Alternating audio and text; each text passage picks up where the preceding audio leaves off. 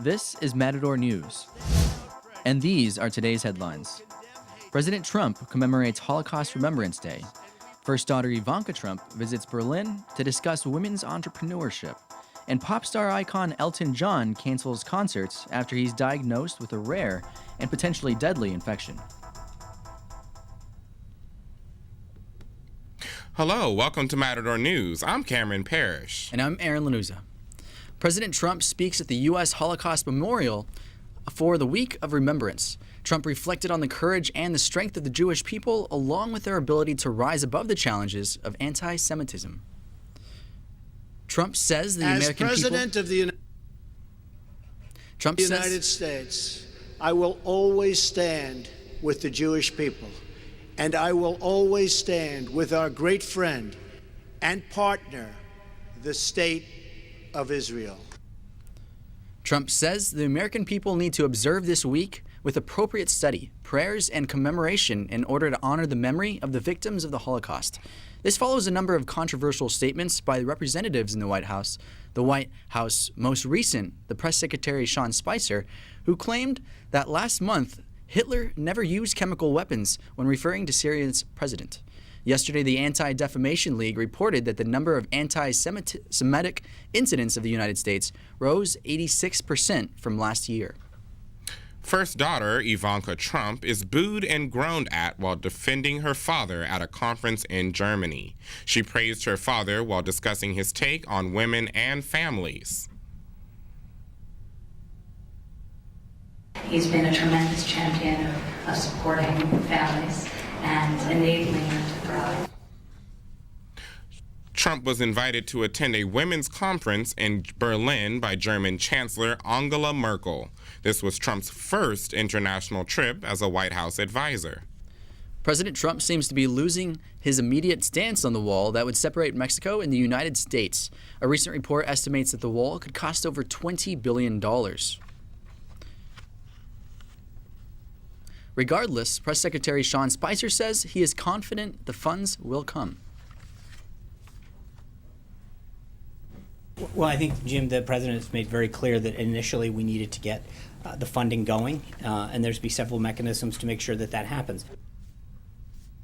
Democrats and Republicans continue to differ in opinion as the potential government shutdown looms. Trump had previously said that he would veto any budget that does not include funding for the wall.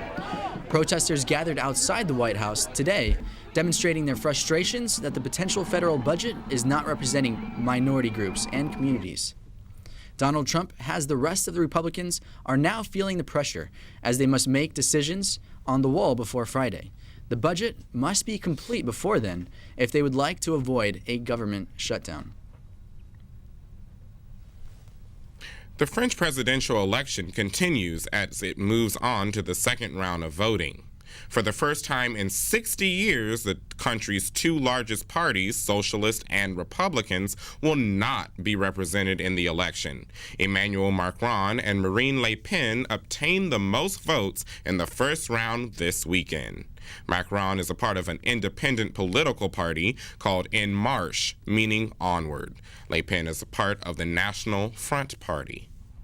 The search continues for the missing child, 5-year-old Armajad Anderson Jr., who was staying with his father in South Pasadena, but his father with no recollection of what had happened to him.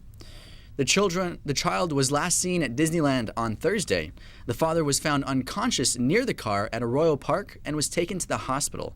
After several hours of police questioning, he was taken to custody for child endangerment. Project Date is on campus this week, bringing sexual assault awareness. Let's go to the newsroom with Matador News reporter Tephanie Martinez with more. Thank you, Cammeron. It is a windy day at CSUN, but that isn't stopping Project Date from presenting sexual assault awareness. Project Date student coordinator Ana Mendez says the program is with Strength United to discuss sexual assault prevention.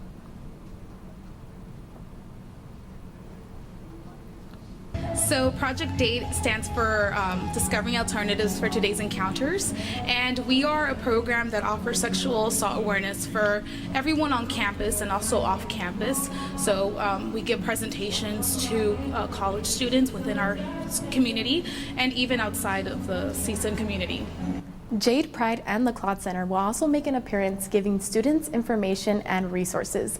Project DATE will have their event from 11 in the morning to 2 in the afternoon at the Plaza del Sol. A slice of pizza will be given to participants for visiting their booths. Now let's go back to Aaron in the studio. After orbiting Saturn for 13 years, Cassini spacecraft is going on one last ride. Saturday was the last time Cassini took a close-up shot of Titan, Saturn's largest moon. Tomorrow, the spacecraft will begin its final mission. On September 15th, Cassini will collapse on Saturn's atmosphere. During its final months, for the first time, Cassini will dive between the planet and the rings. Cassini will explore new discoveries NASA has never seen before.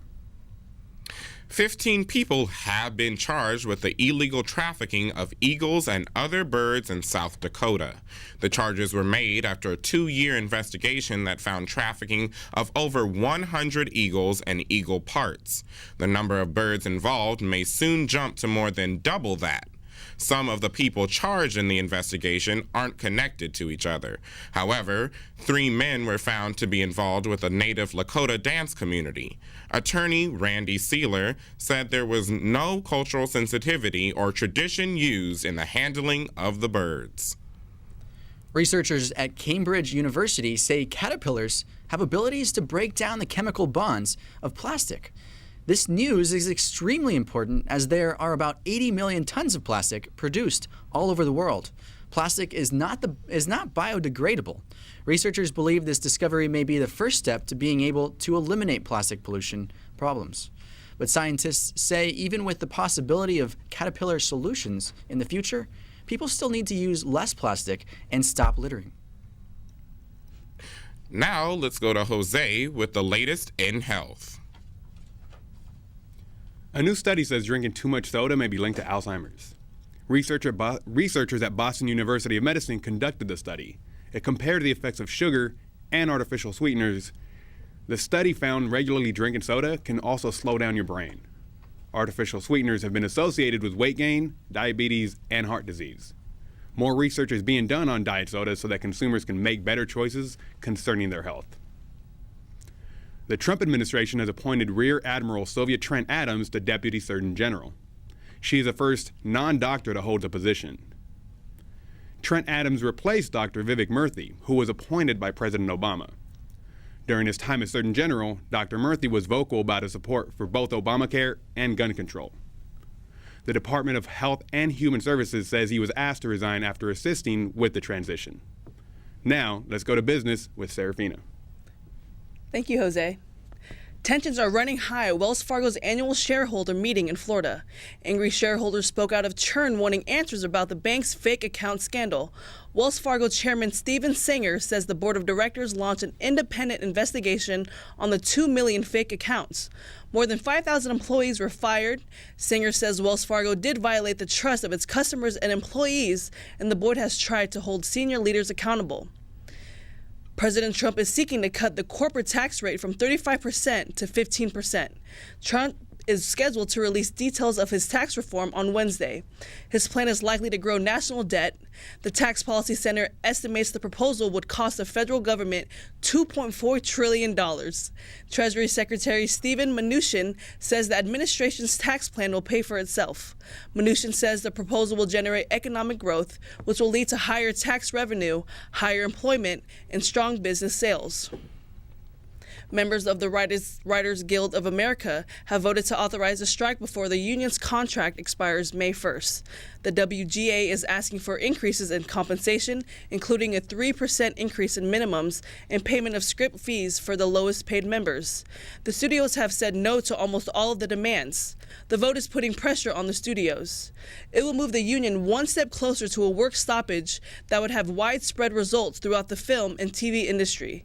The last WGA strike in 2007 lasted 100 days, disrupting TV and movie production throughout the entertainment industry. Now let's go to Jose for the latest in sports. Thank you, Serafina. Adrian Peterson will be on the field at the Minnesota Vikings home opener, but he'll be wearing a New Orleans Saints uniform. Peterson and the Saints have agreed to a 2-year deal. The running back is guaranteed to make $3.5 million this year. His salary in year 2 of the contract will be incentive-based. The 32-year-old met with numerous teams, but only the Saints offered him a contract. Dale Earnhardt Jr. is retiring. Hendrick Motorsports announced this morning the 43-year-old will retire from NASCAR at the end of this season. His departure is the third major one in 3 years. Jeff Gordon, who won 4 championships throughout his career, retired in 2015. 3-time champion Tony Stewart retired last year. Earnhardt is currently number 24 in point standings. If he wins the race or climbs in point standings, he'll be able to make the playoffs. The Clippers will have Austin Rivers available for Game 5 tonight against the Utah Jazz. Rivers has missed the Clippers' last 10 games since suffering a strained hamstring last month. Clippers coach and Austin's dad, Doc Rivers, says his time spent on the court will be limited to a maximum of 25 minutes.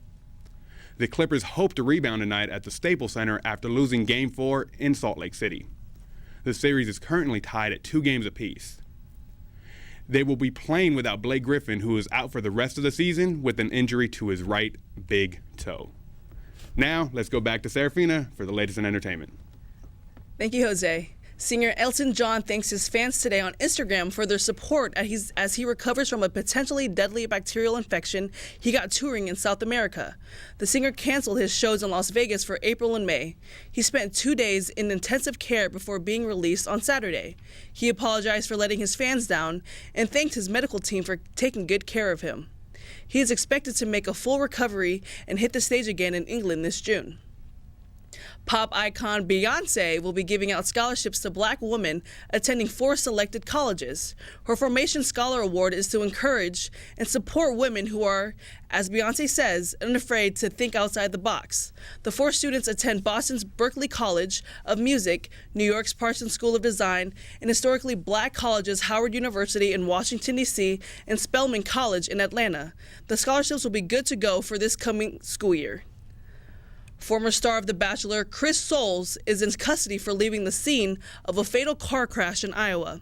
Buchanan County Police say Soules slammed into a tractor and sent it into a ditch. The driver of the tractor was pronounced dead. Soules was booked on the charge of leaving the scene with a death. He's being held on a $10,000 cash bond.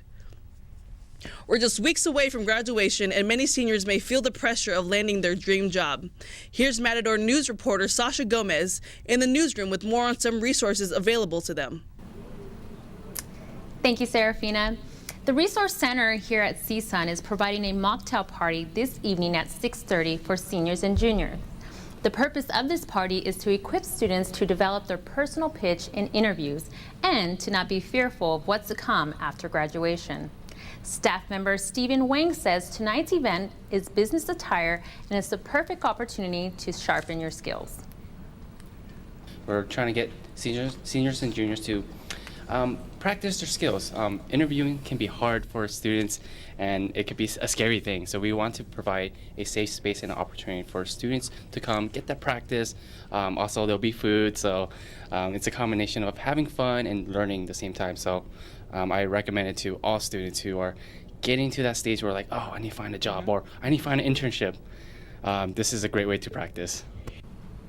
The Mocktail Party will be held in the Orange Grove Bistro, so make sure you registered for the event on your CSUN link account. Now back to Aaron for Matador News.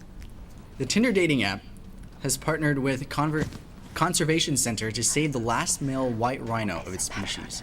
The name of the 43-year-old rhino is Sudan, and he's gotten his own profile that is being seen by Tinder users in 140 countries.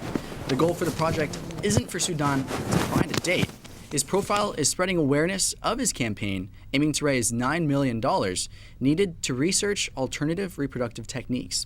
If users swipe right, they'll be able to donate to it. The Conservation Center's website is currently crashed over a surge in user download. Thank you for watching. I'm Cammeron Parrish. I'm Aaron Lanuza. And I'm Serafina Maulupe. And I'm Jose Duran.